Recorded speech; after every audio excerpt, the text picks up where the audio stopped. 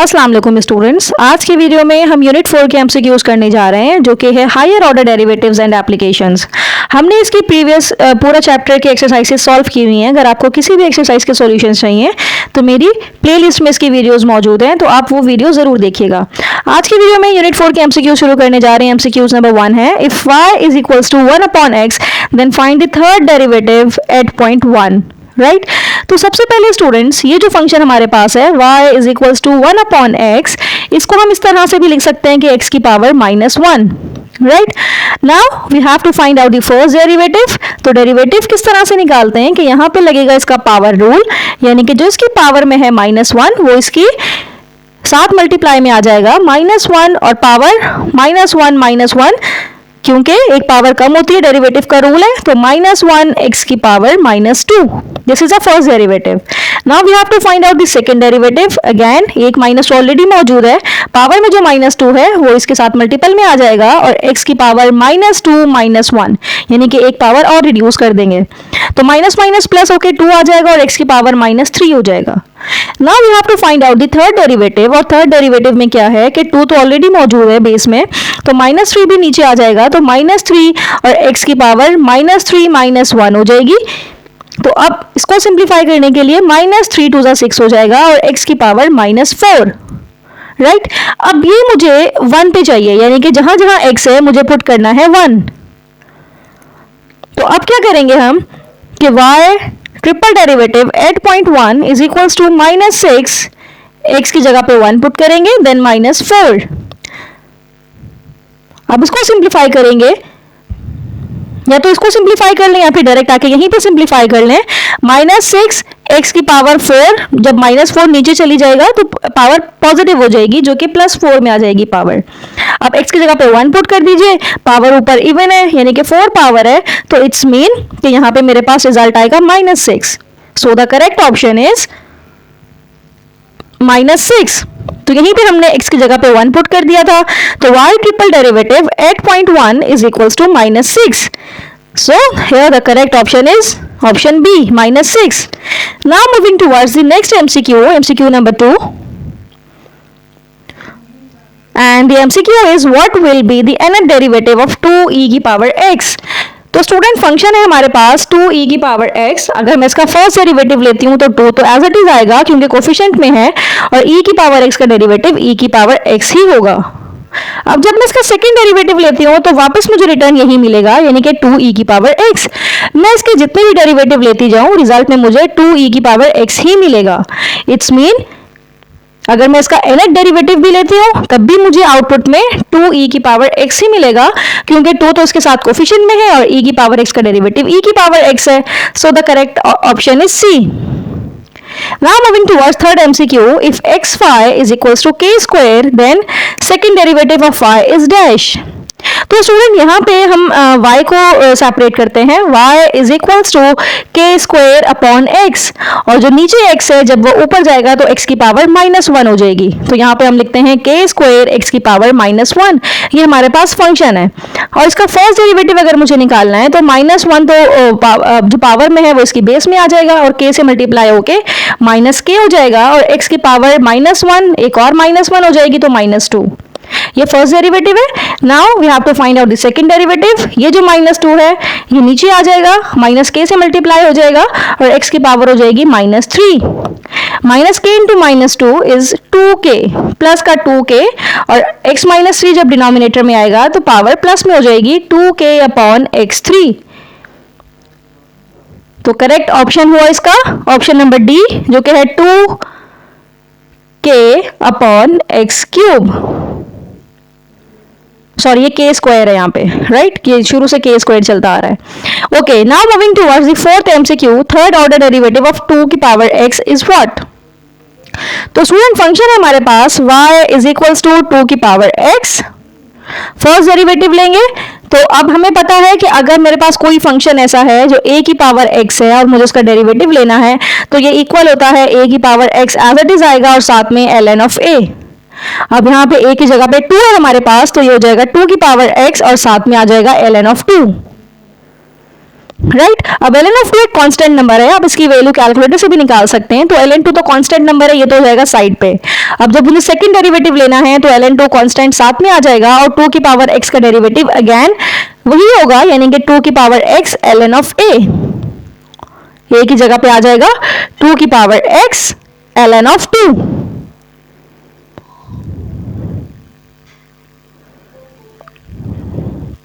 Right अब यहाँ पे ln ऑफ 2 हमारे पास 2 टाइम्स हो गए, तो हम यहाँ पे लिख सकते हैं ln ऑफ 2 का स्क्वायर, ln ऑफ 2 का स्क्वायर देन 2 की पावर x। अब we have to find out the third derivative, तो ln ऑफ 2 का स्क्वायर एक कांस्टेंट नंबर है, ये तो एज इट इज रहेगा, ln ऑफ 2 का स्क्वायर एज इट इज रहेगा। तो ये हमारे पास ln ऑफ 2 स्क्वायर और हमें डेरिवेटिव लेना है 2 की पावर x का, और अगेन 2 की पावर x का डेरिवेटिव क्या होगा हमारे पास 2 की पावर x ln ऑफ 2। अब ये ln ऑफ 2 और यहाँ पे ऑलरेडी 2 ln ऑफ 2 का स्क्वायर मौजूद था, तो ये हो जाएगा ln ऑफ 2 का क्यूब और साथ में 2x। अब यहाँ पे ऑप्शन सी करेक्ट तो है, लेकिन हमें यहाँ पे 2 की पावर x को फर्दर सिंप्लीफाई करना है, क्योंकि ln ऑफ 2 क्यूब तो ठीक है, लेकिन 2 की पावर x की हमने वैल्यू फाइंड आउट करनी है। इसकी वैल्यू को हमने पहले सिंप्लीफाई करना है और फिर यहाँ पे 2 की पावर x की वैल्यू पुट करनी है। तो 2 की पावर x को कैसे सिंप्लीफाई कर सकते हैं हम, तो ये देखिएगा स्टूडेंट्स, यहाँ पे हमारे पास अब 2 की पावर x है, y इज इक्वल्स टू 2 की पावर x,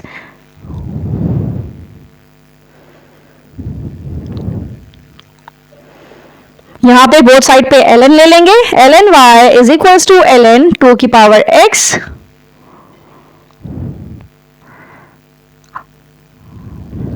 अब ln की प्रॉपर्टी ये है कि जो इसकी पावर में होता है वो इसकी बेस में इजीली आ जाता है, तो ये होगा x ln of 2, both side पे एक्सपोनेंशियल लेंगे ताकि ln से कैंसिल हो जाए ये वाला, तो y is equals to e की पावर x ln 2।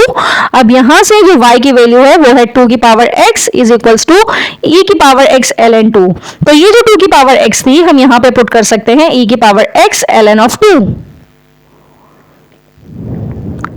ये पावर में ही लिखा हुआ है ln 2 जो है ये इसकी पावर में लिखा है, इसके साथ मल्टीप्लाई में नहीं लिखा, बल्कि x के साथ ये पावर में मौजूद है, x ln 2 e की पावर x ln 2 ये इसकी पावर है। तो हमारे पास इसका करेक्ट ऑप्शन ऑप्शन सी होगा, यानी कि ln ऑफ 2 का क्यूब e की power x ln 2, the correct answer is option C. Now moving towards the next MCQ, MCQ number 5. Second order derivative of f of x is equals to a sin x plus b cos x is what? तो यहाँ पे हमारे पास function है a sin x plus b cos x,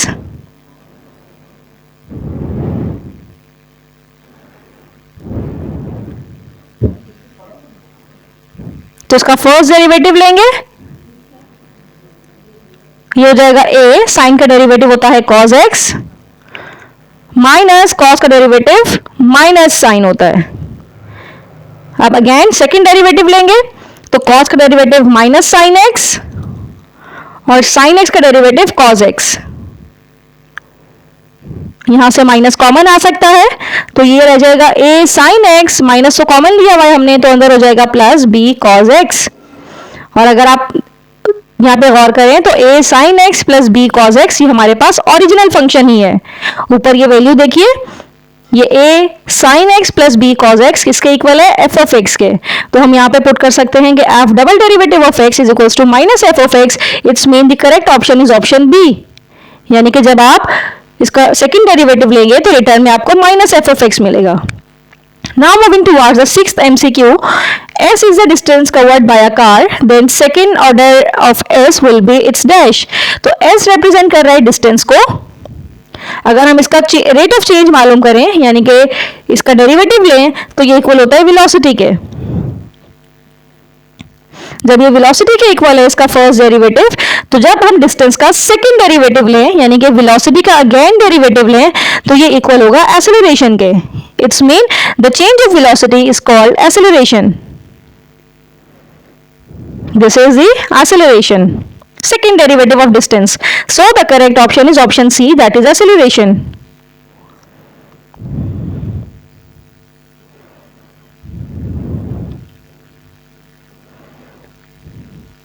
Now moving towards MCQ number 4, MCQ number 7, y is equals to tan inverse x, then double derivative at point 1 is equals to 1 is equals to what. हमारे पास जो function है ये है tan inverse x और formula आपको याद होना चाहिए डेरिवेटिव का, that is equals to 1 plus X square, 1 upon 1 plus X square.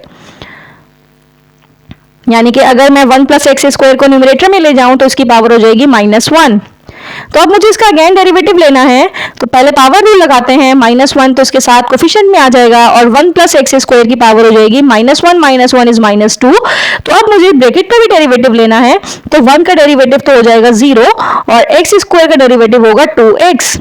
अब इसको सिंप्लीफाई करके हम लिखते हैं, तो ये हो जाएगा -2x upon 1 plus X square और पावर हो जाएगी पॉजिटिव में, क्योंकि न्यूमरेटर से हमने शिफ्ट कर दिया इसको डिनोमिनेटर में, तो -2 था, अब पावर हो जाएगी +2।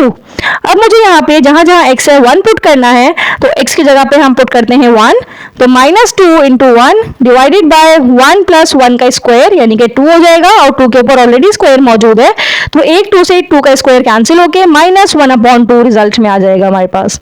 सो the correct option is option A, that is -1/2। Now moving towards the next MCQ number 8। अब स्टूडेंट ये वाली सीरीज जरा देखिएगा, ये मैक्लॉरिन सीरीज हमने एक्सरसाइज में भी सॉल्व की थी अगर आपको याद हो, तो हम ये मैक्लॉरिन सीरीज हमने पूरी साइन एक्स की मैक्लॉरिन सीरीज बनाई थी।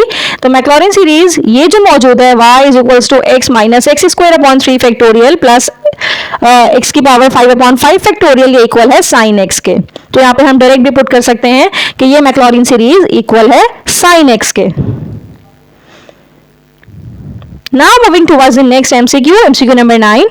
A function f of x is said to be decreasing function when x1 is less than x2 and हमें यहाँ पे ये बताना है कि अगर x1 छोटा है x2 बड़ा है, फंक्शन डिक्रीजिंग होने की क्या कंडीशन है। तो student let's say x axis में ये मेरे पास x1 है, ये मेरे पास x2 है, और y एक्सिस में ये मेरे पास फंक्शन की वैल्यूज मुझे आउटपुट में मिलेंगी। लेट्स से मेरे पास ये कोई फंक्शन है, राइट। अब यहाँ पे x1 की वैल्यू कम है, यानी कि x1 लेट्स से 1 है और x2 हमारे पास कोई बड़ी वैल्यू है, लेट्स से वो 3 है। अब अगर मैं फंक्शन की वैल्यू x1 पुट करती हूँ, मुझे रिटर्न में मिलेगा f of x1, और अगर x2 पुट करती हूँ तो मुझे रिटर्न में मिलेगा f of x2। तो अगर x1 लेस देन है x2 से, लेकिन यहाँ पे तो f of x1 बड़ा है और f of x2 छोटा है, राइट क्योंकि जब हमने x1 पुट किया हमें रिजल्ट में मिला f of x1, x2 put किया तो रिजल्ट में मिला f of x2। It's mean कि f of x1 is greater than f of x2। तो फंक्शन डिक्रीजिंग कब होगा, जब x1 लेस देन होगा x2 से, लेकिन जो उसका आउटपुट है फंक्शन ऑफ x1 ये ग्रेटर होगा f of x2 के साथ, then the function will be decreasing function. So the correct option is option number B, that is f of x1 is greater than f of x2।